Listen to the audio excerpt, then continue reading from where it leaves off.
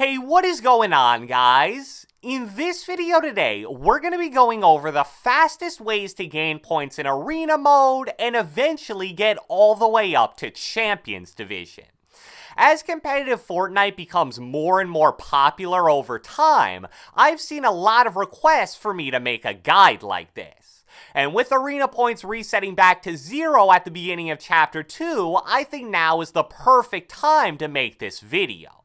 Plus, with the recent addition of skill-based matchmaking into the game, a lot of people feel that Arena is basically just public matches with health and mats per kill, so they see that as the much more inviting and fun-to-play option. So without further ado, let's get right into it. Alright, so since the two arena modes in the game right now are Arena Solos and Arena Squads, those are going to be the two specific modes that we talk about.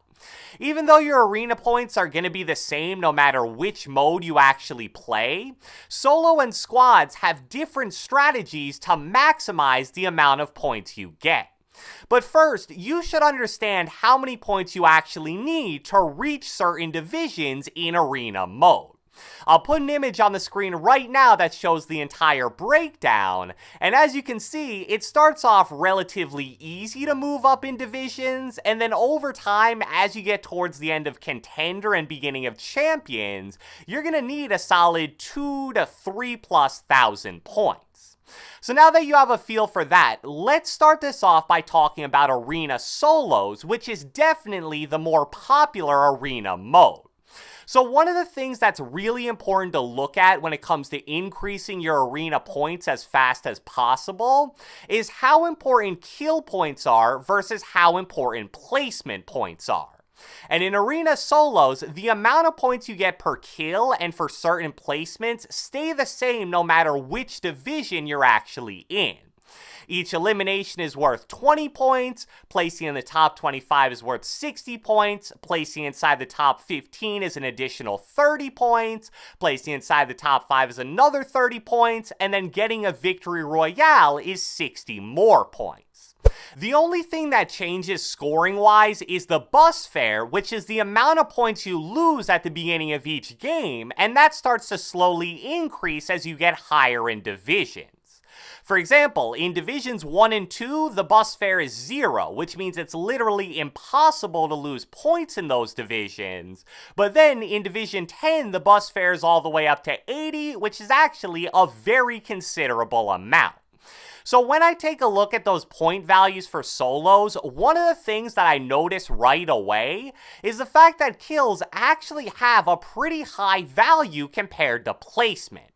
For example, going from 15th place to 5th place, which in a lot of lobbies is going to be very difficult to do, is only worth 30 total points, which is the equivalent of 1.5 kills, and that's obviously not a lot.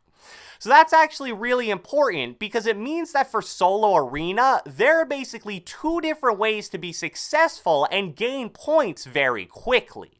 The first method is what I would advise for players that are more average and less confident in their general skill. In the first 5 or 6 skill divisions, so all of the open divisions and even the first 1 or 2 contender divisions, players are going to be playing incredibly aggressively, basically treating arena games like regular public matches. So what you can do as a more average skilled player is take advantage of this by mainly playing for placement points and only going for kills that you're very confident you can get. If you can get even just 1 or 2 kills but consistently place in the top 15, that's a total of roughly 110 to 130 points per game, which is really solid. And I know that may sound somewhat difficult if you don't think of yourself as a great player, but trust me, it really isn't at all. If you just land at a nice uncontested spot towards the edge of the map, then loot up, get max/near max mats, maybe fish a little, and then smartly rotate throughout the game to try to play near the edge of the zone, you'll be shocked at how fast the lobbies die out in the majority of the divisions under Champions. I mean, seriously, there'll be times where you'll get your 60 points for placing in the top 25 before you've even seen a single enemy. Plus, any kills you can get on the way to your placement points are a nice little bonus. And with so many players treating Arena like public matches and playing like psychopaths, since you took your time to fully loot and farm at the beginning of the game, you're likely going to have a huge health and loot advantage over these players who only looted maybe 1 to 2 houses and then just started pushing everybody. So most middle game fights should be very winnable even if the players are more skilled than you. But on the flip side, if you're a player that feels very confident in your own ability, playing aggressive and pushing everybody you see is a viable option as well, especially in the lower divisions. If you can consistently have games where you get 5 to 6 plus kills, you're going to gain points very quickly, especially if you can at least get the 60-point top 25 placement bonus as well.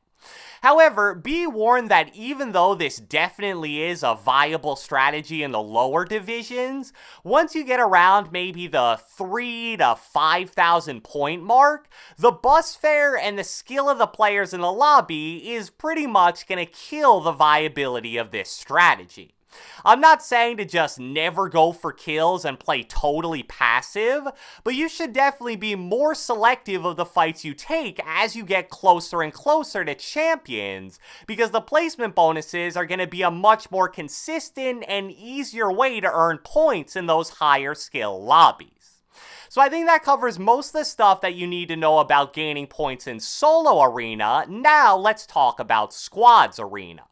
Let's start off by again quickly going over the point breakdown for this specific game mode.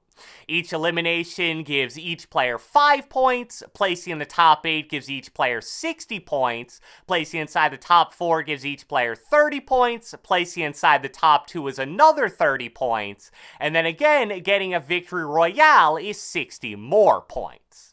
So the biggest difference between arena squads and arena solos is that in squads, kills are significantly less valuable since they're only worth 5 points each, but the placement values are still exactly the same.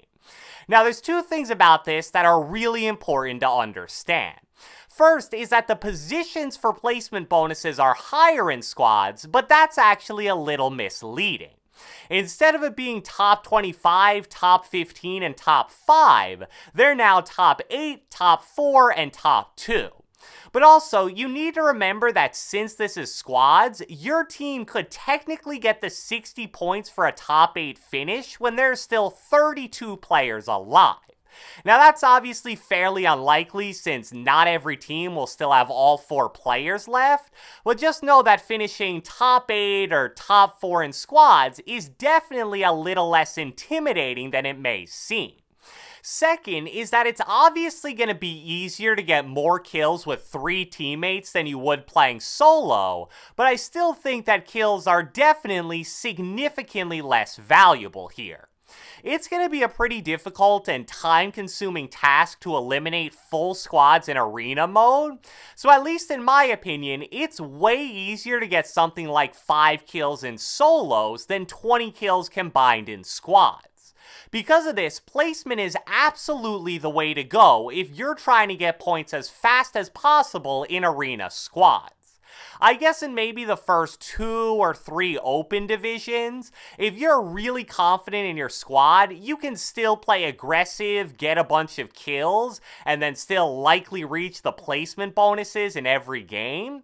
But you need to realize that since there's no arena fill, you're going to be running into coordinated squads every time you fight, and it's just insanely difficult to consistently win those engagements.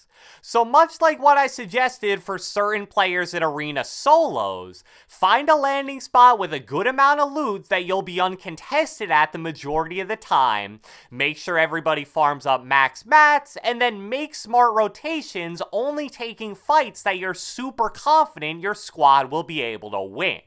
Your goal every game should be to at least get the points from top 8 placement, and then if you get a lot of kills or place even higher, you could potentially be looking at a 200 plus point game, which is absolutely huge. So I hope you guys enjoyed this video, and if you watched the entire thing, be sure to let me know with a comment down in the comment section below. Let me know how many points you have so far in Arena Mode in Fortnite Chapter 2 Season 1. Be sure to leave a like, leave a comment, subscribe, turn on post notifications, do whatever the heck you want, and I will catch you guys next time.